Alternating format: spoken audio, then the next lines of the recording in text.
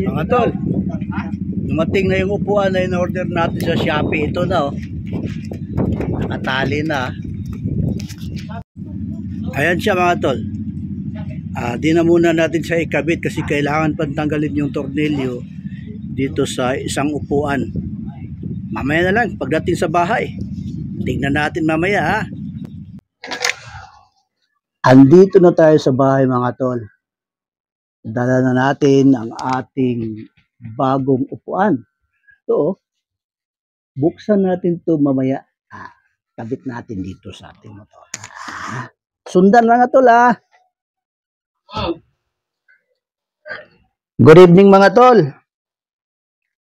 I-unbox na natin itong nabili natin, in-order natin sa online mga tol. Itong upuan ng motor. Kasi yung upuan ng motor natin, okay naman siya. Original talaga ng... Tapos, ang complaint kasi ng ating mga customer, mga passenger, medyo matigas at masakit daw sa puwit. Naramdaman ko rin yun na masakit nga sa puwit yung upuan, lalo na pagka long distance ang ating biyahe. So ingat tayo dito, baka mahagip yung sapin. Kailangan pabaliktad yung pagka-open. Yung pinaka ilalim, ang guntingin natin, at least pag sumagi siya sa plastic, doon lang siya sa plastic tumama. Hindi sa mismong sapin ng upuan. Itong pusa ko, napakakulit. Ito. Ano ba? Mag-vlog ka rin? Ayan na mga tol. Medyo maayos naman yung pagka-arap ng pagkabalot ng sealer. Naka-bubble. Anong tawag ito? Bubble. So yung mga may bubble na plastic. Tapos nano ng karton. Ha, parang litson na. Ayan, tanggal na. Yan na mga tol. Kita na natin siya no. Ito na yung pinaka ilalim niya. Sa natin dito. Juan, tabi nga dyan Juan. Tabi. Ba naman? Yan. Juan, tabi dyan. Maayos naman yung pagka-wrapper. Talagang siniguro nung seller na walang damage yung produkto na kanilang i-deliver sa atin. Ayan mo lang siya, Win. Ayan mo lang siya. Yan. Tanggalin na natin yung unang sapin na karton. Yan yung pinakailalim mga tol. Baliktarin natin. Wow! Ito na yung makapal siya, malambot. Meron pa talaga siyang plastic na yan. Yun oh. Wow. Ganda. Mayroong harang dito para hindi ako pupunta doon. So, siguro yung bayag ko dito. So, meron din sapin dito. Tapos, paangat dito. Medyo madulas lang siya. Kailangan palitan natin ng sapin ito na clothing ito na yung hindi madulas. Pero di natin siya tatanggalin. Sapawan lang natin. Ganda na siya. So, naka-curve siya pa ganyan. Tsaka, dito naman, nakapatag, paahon. So, hindi na siguro ito masakit sa puwit kasi medyo makapal na. Yun. Di katulad ng original niya na manipis, matigas, kaya pag long distance ang biyahe, masakit sa puwit.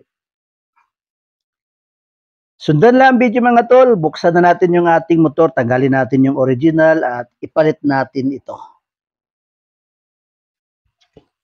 Ito dito mga tol, itong labas ng bahay mga tol, puno ng sinampay kasi naglabas si commander kanina. Sana kasya ito.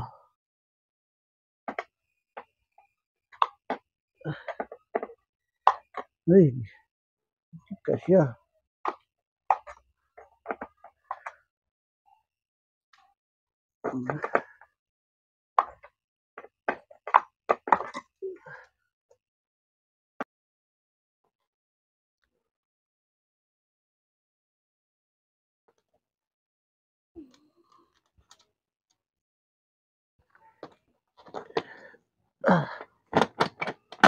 Yan. Tanggal na siya mga tol. Ito yung urig.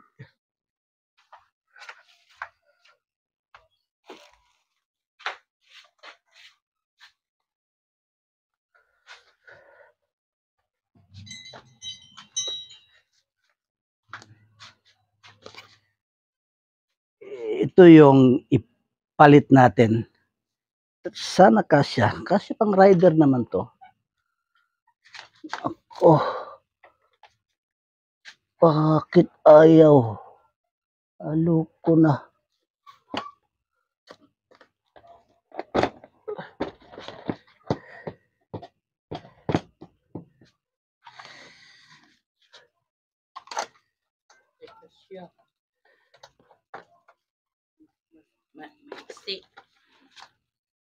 Ay. Buang.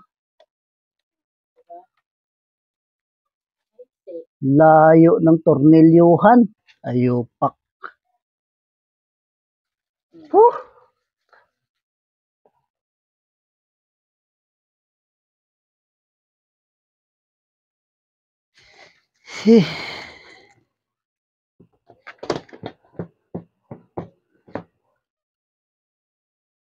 Ganun na dapat eh.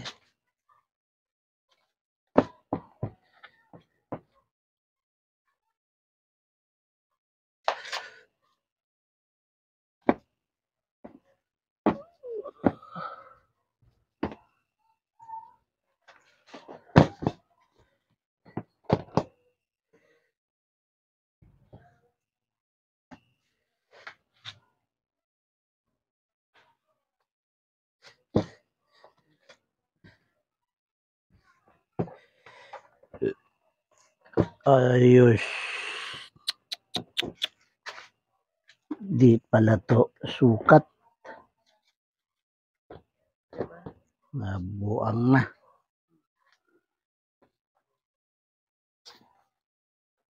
Kasi di yan ano talaga. Malaki. Tingin ko malaki niya. Tulungan na yung video. Tulungan sa. Dito mo itama. Mga tol. Itong kaniyang lagayan sa tornilyo at saka itong tornilyuhan, malayo. Lapit. Malayo sila. Kaya hindi pala swak dito sa upuan na to sa motor natin. Sayang no? Mahirap talaga pag bumili sa online na hindi tayo sigurado. Pero wala nang magagawa. Andyan na. Nangyari na. So gawa na lang natin ito ng remedyo. So itong foam na to, baklasin natin. At yung original na upuan, baklasin din natin ang foam doon. At itong foam na to ang ipalit natin. Para itong portion na yan, magagamit na pa rin natin. So siguro di pa natin magagawa ngayon dahil kailangan natin ng tagagawa. Dalhin natin ito pag may time tayo, paggawa natin. Na. Thanks for watching mga tol. Gawa na lang natin ito ng paraan. Sa susunod. Kasi parang back job. Di kasya. Bye-bye. Good evening mga tol.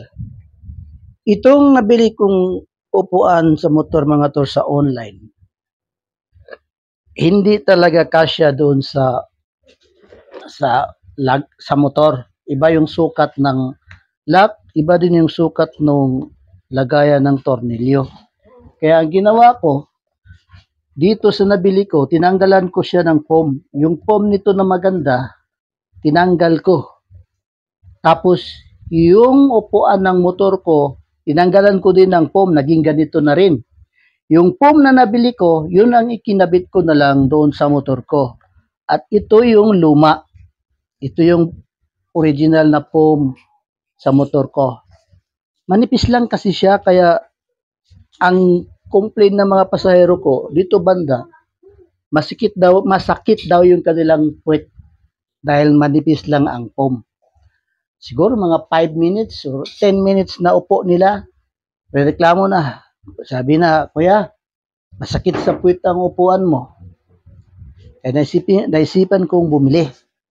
At ngayon mga tol, ang ganda na nung upuan ng aking motor. Pinagawa ko na siya kanina bago ako bumiyahe kaninang hapon. So, yun pa din yung upuan, pero pinalitan ko na siya ng foam. Tinanggal ko na yung luma. Itabi na natin itong luma. Dito na natin siya ilagay. Tapos yung bago, ando na. Tingnan natin guys yung bago.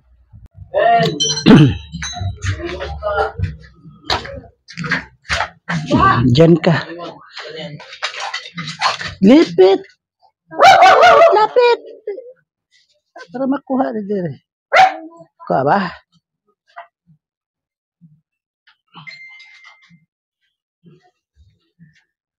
Okay na. Video. Video na. Ito na yung foam na nabili ko guys. Ayan siya. Meron siyang ano dito, yung ano sa puwet. Tapos yung pasahero dito, hindi siya dudus-dus papuntang harap. Tapos meron siyang kalang dito para ako naman hindi ako pupunta roon. Tapos yung kanyang foam guys, ito napakakapal na at malambot. You know, kung dati hanggang dyan lang yung foam, ngayon ang kapal na. Sinubukan ko na kanina, wala nang pasaherong nag-complain.